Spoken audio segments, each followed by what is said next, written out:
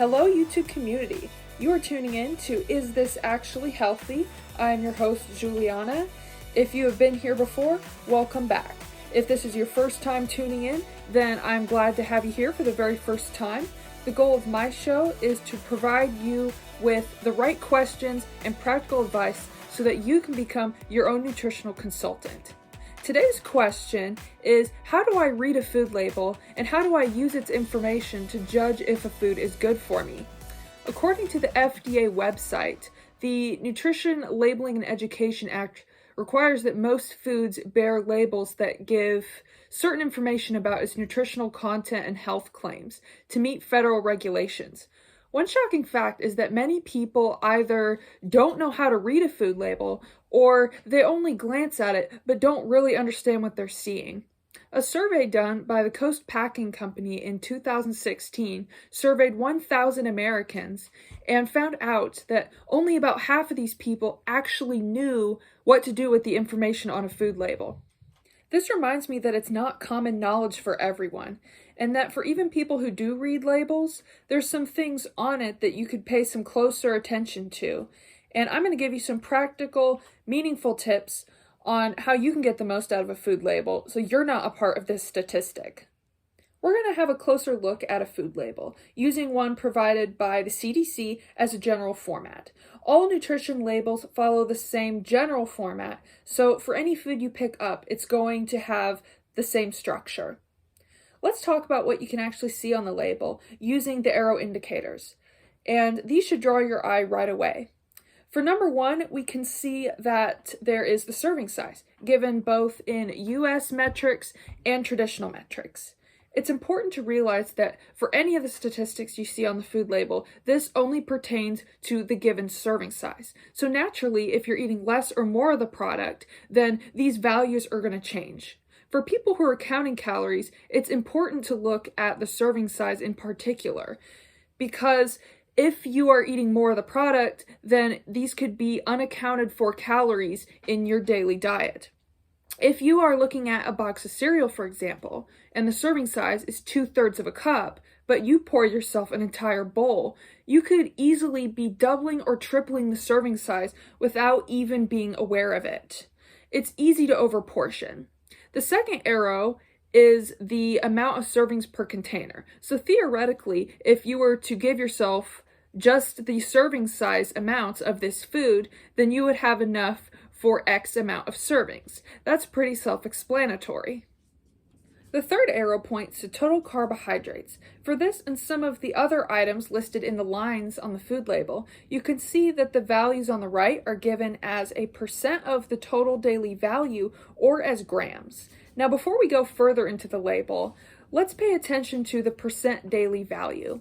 This is actually pretty arbitrary, and it's not one size fits all. Because it's impossible to account for the caloric needs of each individual due to different body sizes, activity levels, and metabolic rates, there's just a very overgeneralized guideline given, which represents the average American.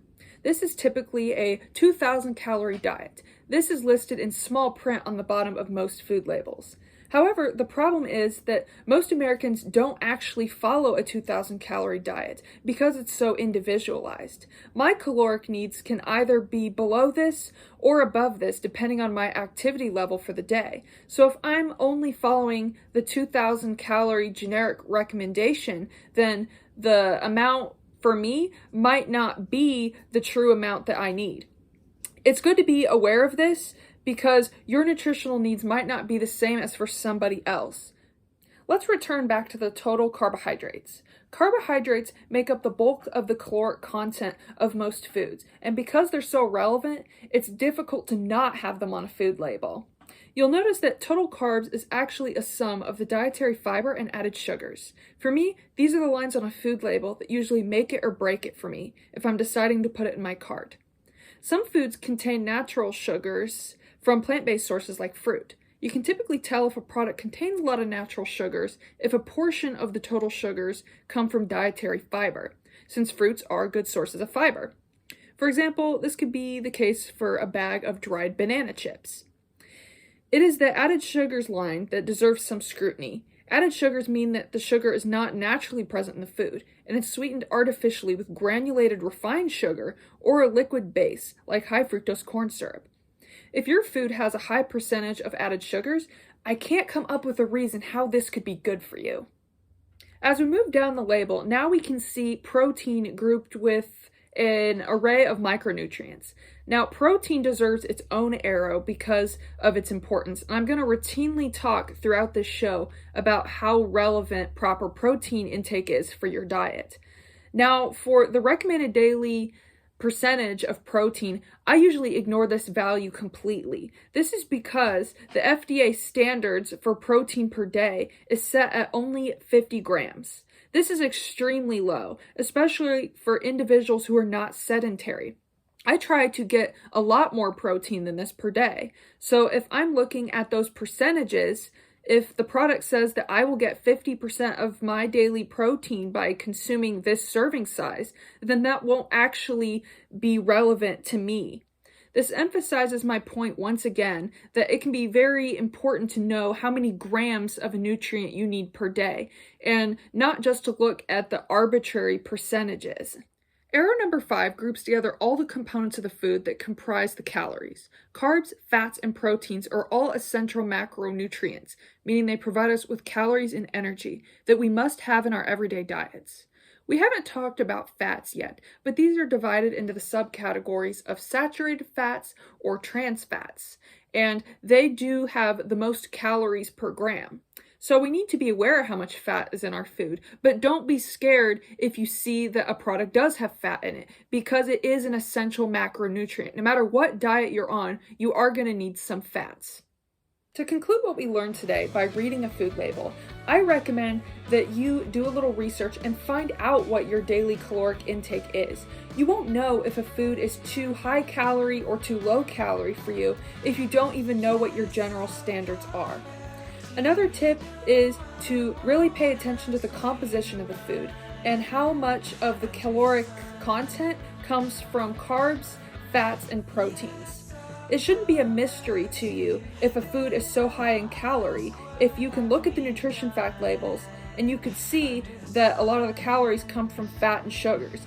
It removes a lot of the mystery, and now you have the power to really understand what is making up the nutritional value of that food. With these tips, you now have exactly what you need to make some better choices for yourself. And when you turn over a product and look at its food label, then you can determine if this is a good choice for you. If you found this episode interesting, don't forget to like and subscribe to my channel. Share it with your friends who you believe can benefit from some healthy knowledge. And I will see you again in a future episode. Don't forget, you can also find this as a podcast wherever it is you stream your shows. Ciao, ciao!